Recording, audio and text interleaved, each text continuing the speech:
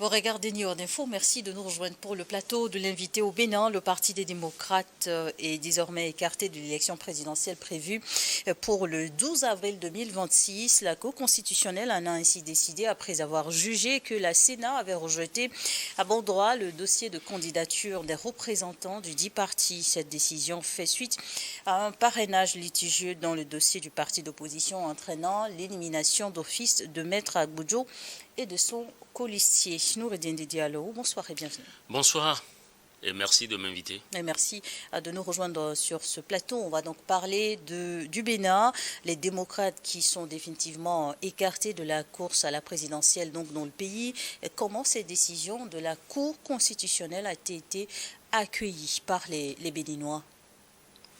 Bon, en tout cas, au sein de la population béninoise, on a remarqué que c'est la colère, c'est l'indignation.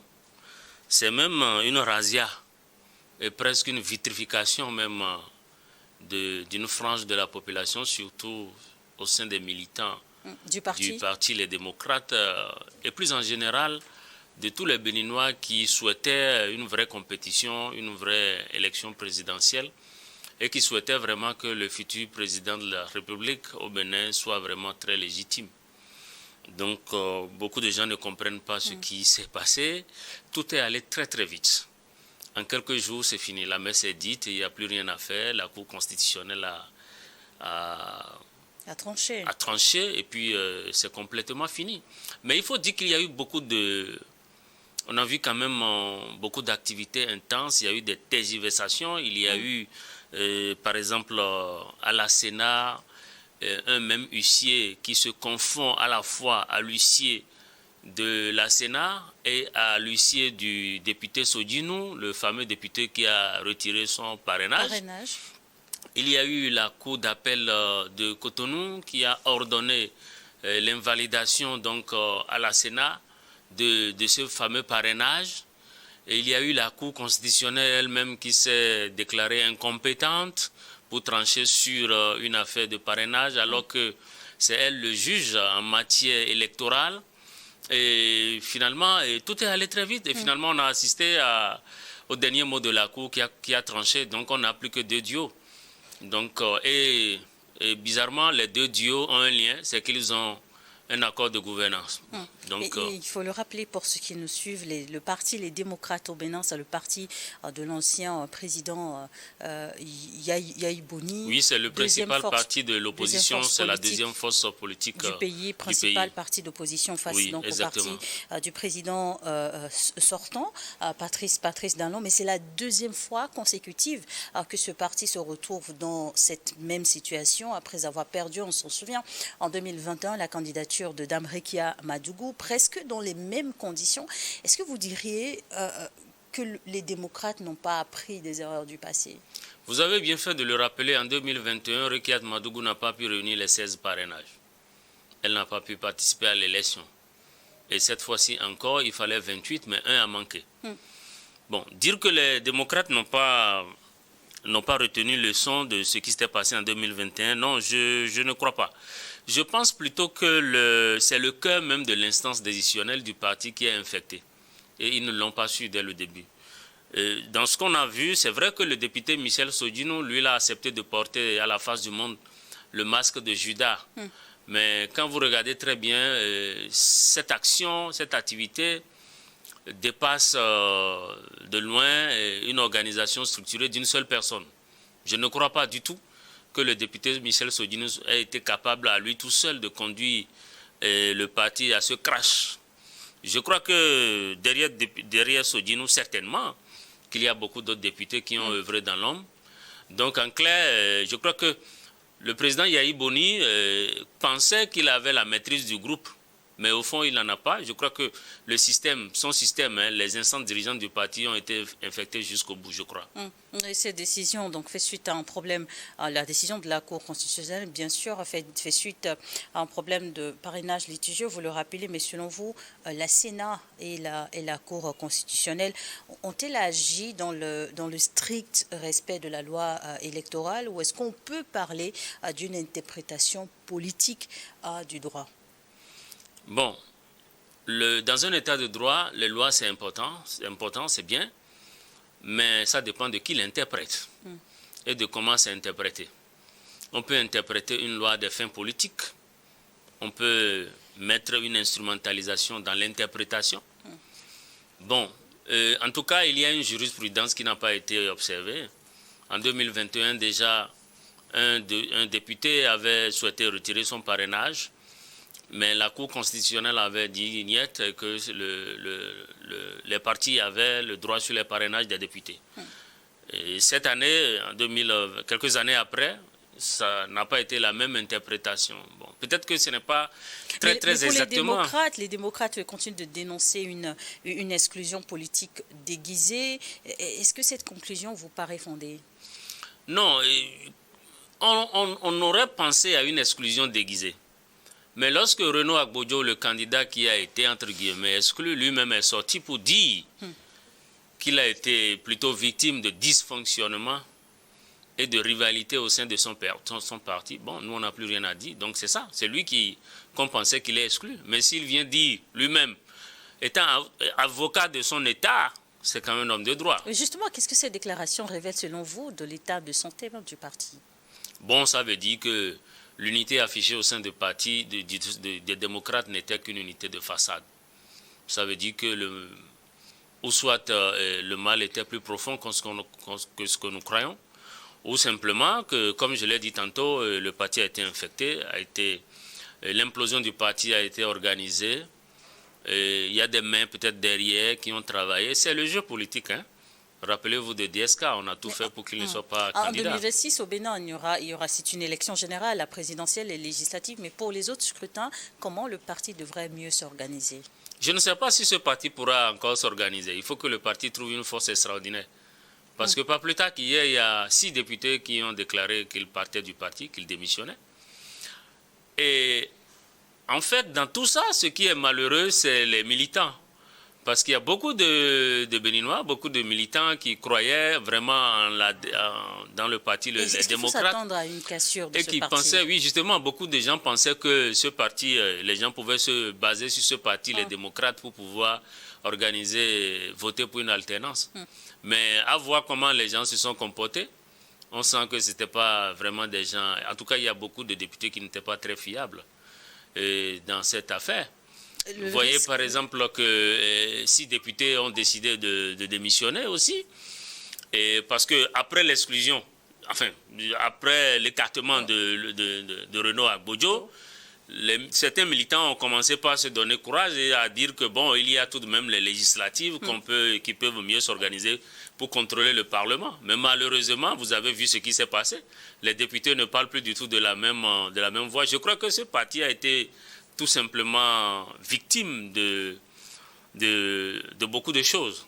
Je veux parler corruption, je veux parler manque de fiabilité, je veux parler manque de sérénité. En interne? En interne. Donc, même si, parce qu'on est en politique, même si dans l'autre camp, il est recherché des moyens pour accéder facilement au pouvoir ou pour le conserver, mais il aurait fallu que les démocrates eux-mêmes soient fiables et ne se livrent pas à ce jeu de perfidie et de félonie. Mais s'ils se sont prêtés au jeu, qu'ils ont préféré, il y a des chiffres qui circulent, on parle de beaucoup de milliards, de l'effusion de milliards, et d'une traîtrise organisée. Bon, là, ce n'est pas la faute du camp adverse. Le camp adverse, ce qu'il veut, c'est de garder le pouvoir et de l'exercer. Maintenant, si les démocrates n'ont pas pu, les députés ou les instances dirigeantes des démocrates n'ont pas pu être à la hauteur, bon, et n'ont pas pu mettre en avant une certaine éthique politique, bon, ce n'est la faute à personne. Face avec avec les démocrates écartés donc de la course à la présidentielle de 2026, quelle opposition fera donc face au parti de Patrice Talon dans les urnes? Non, l'opposition, il n'y a pas en réalité une opposition. Il n'y en a plus. Parce que le deuxième parti dont le duo est retenu, c'est le FCBE, conduit par Paul Hunkwe, qui lui-même... Qualifié d'une opposition modérée. Oui, bon, on parle d'opposition modérée, mais ce n'est pas une opposition à proprement dit, puisque ce parti n'a jamais contesté aucune action du gouvernement. Et ce parti s'est toujours livré à des activités qui contribuent plutôt à accompagner l'action gouvernementale. Et la belle preuve est que ce parti a signé un accord de gouvernance. Donc ce qui va se jouer en avril 2026, c'est plus un match amical que toute chose. C'est plus une formalité. C'est plus, oui, parce que c'est une exigence qui sera satisfaite. Et aux grandes dames de ceux qui pensaient vraiment pouvoir, à travers le scrutin, et créer une véritable alternance. Donc, ce ne sera pas le cas. Les démocrates, c'est un boulevard qui, en 2026, va s'ouvrir pour le candidat Romiad Wadani? En tout cas, mathématiquement et même métaphysiquement, Romiad Wadani sera le prochain président de la République au Bénin. Mais il aura acquis le pouvoir de la manière la plus facile au monde depuis l'avènement de la démocratie au Bénin, depuis que le Bénin a commencé par organiser les élections en 1991. Mais je soupçonne que, aussi facile soit-il la conquête du pouvoir, on ne peut même pas parler de conquérir le pouvoir parce que ce n'est pas une vraie compétition. Mais c'est peut-être sa gouvernance ou sa gestion qui risque d'être un peu tumultueuse s'il ne prend garde. Parce que là, tout le monde est maintenant autour de lui. D'abord, les forces en présence, c'est quoi? Il y a le peuple pour lequel il doit travailler. Il y a le peuple pour lequel il doit travailler à asseoir une certaine légitimité. Mais il y a son mentor, le président Patrice Talon, qui certainement va continuer à garder un regard, pour ne pas dire une main, sur ce qui sera la gestion de Romuald Wadani. Donc il y a ces forces en présence. Il y a aussi ceux qui ont contribué à asseoir le pouvoir du Patrice Talon depuis 10 ans. Et je veux parler de l'Union progressiste Renouveau et je veux parler du Bloc républicain. Djok Benou et sa suite, et ABT et aussi sa suite. Et il y a les autres forces satellites. Bon, qui certainement vont se considérer comme des ayants droit au gâteau, entre guillemets. Mais il y a aussi les autres, les nouveaux venus, c'est-à-dire ceux qui ont contribué à déchiqueter complètement les démocrates et à rejoindre la BAC. Donc les militants de la dernière heure. Donc eux aussi vont vouloir, n'est-ce pas, avoir leur part du gâteau, s'ils n'ont pas déjà été réglés. Donc là, on s'achemine vers une forme de gouvernance qui va être composée de défis pour le candidat Romuald Wadani. Mais je pense qu'il est un excellent économiste et un excellent gestionnaire de la chose publique. De la gouvernance politique. De la gouvernance politique, oui, mais je pense qu'il aura beaucoup plus besoin de plus de talent que ça. Son talent d'économiste ne va pas suffire, surtout dans le contexte où il est en train de prendre le pouvoir. C'est-à-dire qu'il sera obligé d'apprendre à faire de la réelle politique, à composer avec qui il n'a pas envie de composer forcément, pour avoir une gouvernance tranquille. Et nous sommes aussi dans un environnement socio-sécuritaire, géopolitique hostile. Et il y a la question de l'AES qui est là. Parce qu'aujourd'hui... Qui n'est toujours pas résolue. Qui n'est toujours pas résolue. Donc aujourd'hui, l'AES, les gouvernants et les populations de l'AES regardent de près ce qui se passe au Bénin. Vous savez que la frontière est toujours bien fermée entre le Bénin et le Niger. Donc les Sahéliens regardent ce qui se passe au Bénin et ils sont en train de bien voir dans quelles conditions Romuald Wadani est en train de prendre le pouvoir. Et ils sont en train de remarquer que ça va être... Faudrait-il quelque chose de nouveau, une politique étrangère différente de celle de Patrice Talon? Ah oui, il va falloir que Romuald Wadani rassure d'abord les voisins, l'AES, et tout simplement, il doit changer de cap en matière de diplomatie. Il faut qu'il imprime sa marque. Il en a les compétences et les outils nécessaires, les leviers nécessaires. Donc il faut qu'il travaille à rassurer tout le monde. Il faut qu'il travaille d'abord pour le développement et la sécurité de son pays. Mais la synergie d'action qu'on a toujours souhaité, par exemple, avec l'AES, en matière sécuritaire, il va falloir qu'il travaille effectivement sur ces questions-là, tout en continuant dans le développement socio-économique de son pays. Donc, le défi est grand et nous espérons, parce que nous connaissons déjà les résultats d'avance, nous espérons que le candidat Romuald Wadani, qui va devenir très bientôt président de la République au Bénin, qui va s'installer au palais de la Marina. Et nous lui souhaitons vraiment de pouvoir imprimer sa marque. Et la décision de la Cour Cour constitutionnelle vis-à-vis des démocrates fait suite donc à un problème de parrainage litigieux, mais certains estiment que le système déjà de parrainage limite l'accès à la compétition électorale pour les partis d'opposition au Bénin. Partagez-vous cette analyse? Oui, mais c'est très clair. C'est très clair que vous savez que depuis toujours, les démocrates ont toujours dénoncé la réforme du système partisan telle qu'elle se présente là. Elles ont toujours insisté pour que le code électoral soit révisé. Mais ils n'ont pas été entendus. Donc aujourd'hui, nous voyons les conséquences. Je vous donne un exemple tout simple. Lorsque le président Patrice Talon a initié cette réforme du système partisan et même du code électoral, sa préoccupation, en tout cas les raisons qui ont été mises en avant et qui ont permis de promouvoir cette réforme, c'est justement qu'il faut au Bénin des partis politiques forts et qui arrivent à peser dans la balance sur la scène politique nationale.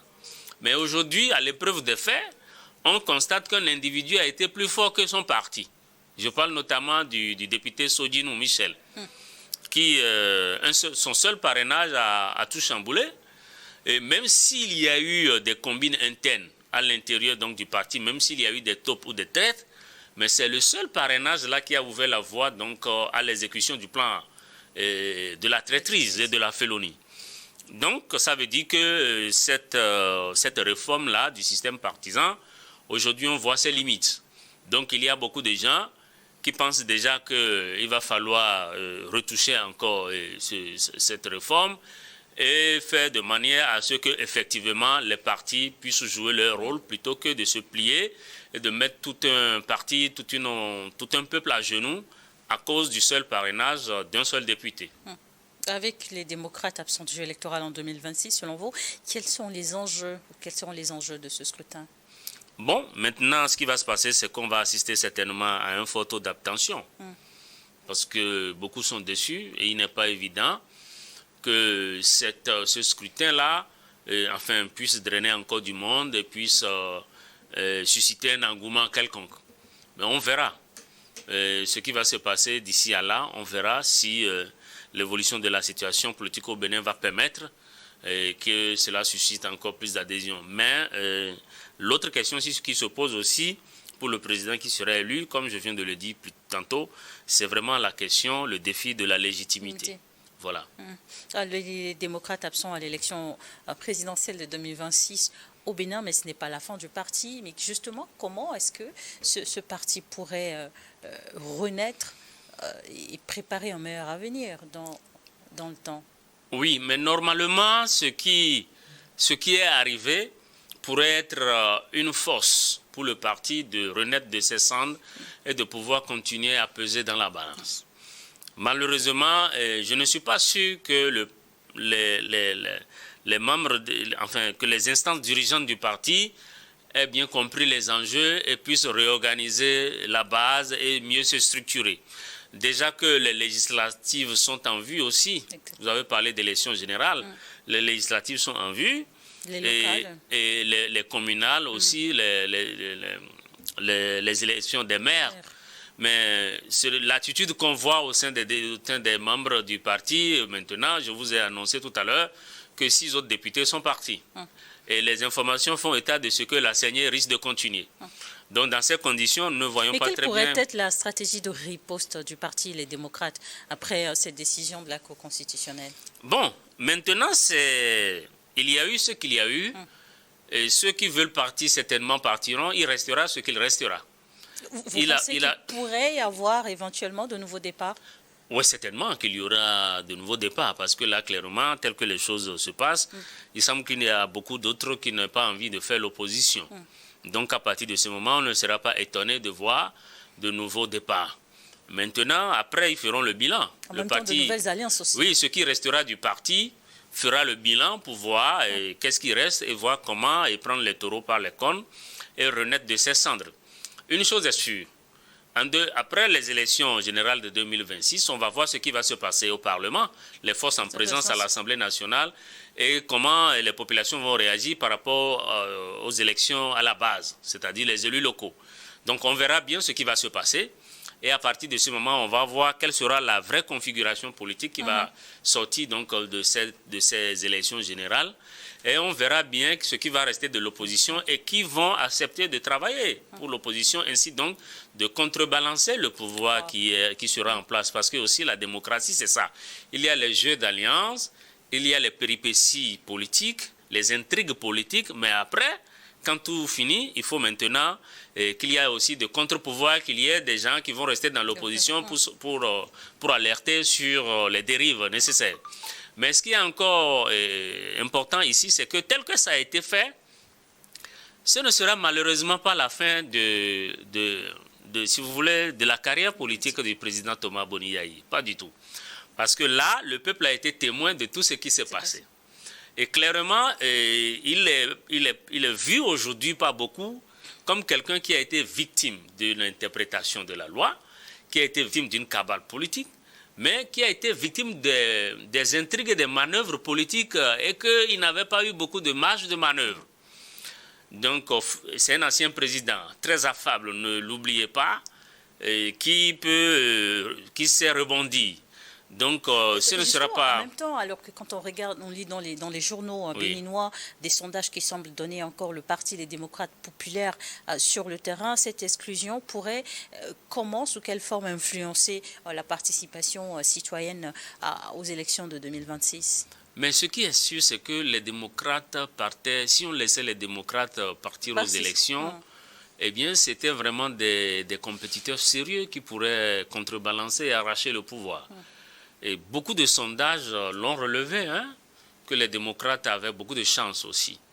Et les partis, enfin, le candidat Romuald Wadani avait ses chances aussi, qui pouvaient se baser sur les résultats qu'ils ont obtenus ensemble avec le président Talon. Mais dans le même temps, les démocrates aussi partaient véritablement avec beaucoup de chance. Mais aujourd'hui, les démocrates sont sortis du jeu. En tout cas, ils ont des difficultés ils ne seront pas présents à l'élection présidentielle. Donc, ce qui va se passer, comme je vous l'ai dit tantôt, c'est vraiment l'affaiblissement du taux de participation, certainement. Qu'il n'y aura pas beaucoup de participation, mais ça dépend, tout dépend de comment le noyau dur qu'il restera dans le parti. Tout dépend de comment ce noyau va se comporter les jours à venir, les semaines à venir, quel discours sera tenu, quelle organisation sera mise en place et de la sincérité maintenant du noyau dur qui va rester, qui aura transcendé ou dépassé donc cette tentation à la trahison. Donc on verra, tout dépend des actes que vont poser donc les dirigeants dans les prochaines semaines. Et dans le contexte actuel, quelle lecture faites-vous du point de vue de la stabilité politique dans le pays? Non, il y a une chose qui est extraordinaire, c'est que Maître Renaud Agbodjo lui-même, il a véritablement joué la carte de la fraternité. Et dans sa déclaration, il n'a pas invité les populations à se mobiliser pour des mots d'ordre, à contester. Il n'a pas fait ça du tout. Il a mis la fraternité en avant. Il a mis la cohésion, il a privilégié la cohésion sociale. Et c'est ça qui est à saluer au sein donc de l'opposition béninoise, qui n'a pas fait l'option, par exemple, ce qu'on a vu en Côte d'Ivoire, où l'opposition a préféré... Au Cameroun. Ou encore au Cameroun. Donc l'opposition béninoise a privilégié donc, la voie de la cohésion et de la paix sociale. C'est important. Donc je pense fondamentalement que le climat social va rester apaisé malgré tout ce qui s'est passé. Mais il faudra de toutes les façons prendre des dispositions sécuritaires, vu d'abord la situation dans la sous-région. Si vraiment il y a des troubles, des gens peuvent récupérer ça et commettre des attentats. Donc il faut que l'État continue d'être vigilant. Justement, d'un point de vue sécuritaire, pensez-vous que ce scrutin pourra se tenir, les bureaux de vote en 2026 vont s'ouvrir sur l'ensemble du territoire national, sachant que dans le nord du pays, la menace elle est palpable? Oui, la menace est palpable, mais là, s'agissant du scrutin, il faut que les forces de l'ordre jouent leur rôle, qu'elles soient positionnées et qu'elles surveillent le scrutin et assurent véritablement la sécurité des bureaux de vote et des votants. Et du processus tout entier. Ça, je pense que les forces béninoises savent le faire, mais il faut être vigilant, comme je l'ai dit. Des forces malveillantes peuvent vouloir perturber donc, le scrutin. Donc il faut être aux aguets, il faut surveiller. Noureddine Alaou, pour terminer, que faudrait-il faire selon vous pour renforcer dans le système électoral béninois, surtout pour éviter que de telles controverses ne se reproduisent à l'avenir vis-à-vis de l'opposition? Non, je pense que les réformes ne sont pas mauvaises en elles-mêmes. Il y a un point positif sur ces réformes. Si vous suivez bien l'actualité politique béninoise, en tout cas dans les années avant Talon, c'est beaucoup de candidats à l'élection présidentielle. Vous avez des fois des dizaines de candidats, d'autres candidats même qui ne requièrent vraiment pas, même pas 1%. Et cette question est réglée désormais. Donc le système a mis en place une sorte de tamis qui fait qu'on n'assiste plus à un pléthore de candidatures à l'élection présidentielle et qui élimine déjà les plaisantins dès le départ. Mais c'est que malheureusement, il n'y a pas que les plaisantins qui sont éliminés. Il y a aussi les vrais adversaires qui sont également éliminés de la course. Et je ne suis pas sûr que ce soit une réforme en profondeur qui peut régler une question. Parce que, comme je vous l'ai dit, comme l'a dit Staline, ce n'est pas le vote ou le votant qui compte. Mais c'est la personne qui compte le vote qui compte. Ça veut dire beaucoup de choses. C'est pareil pour les lois. Les lois, on peut les faire. Maintenant, le plus important, c'est quelle interprétation on en fait et qui fait ces interprétations, mais à quelle fin. Je crois que ce qu'on a vécu au Bénin ces derniers temps illustre bien cette citation. Et nous espérons que la paix va continuer à régner au Bénin et que le président déjà connu d'avance, Romuald Wadagni, fera tout pour asseoir une certaine légitimité le peuple béninois et que le peuple béninois sera rassuré. Le 12 avril 2026 décidera et choisira son futur dirigeant. Merci. Que Dieu nous prête vie. Merci Noureddine Didier Alaou, merci d'avoir accepté de répondre à nos questions. Je rappelle donc pour nos téléspectateurs que vous êtes le directeur général d'Africadev, un cabinet d'études. Merci à vous également de nous avoir suivis dans l'invité du jour sur Néo Info.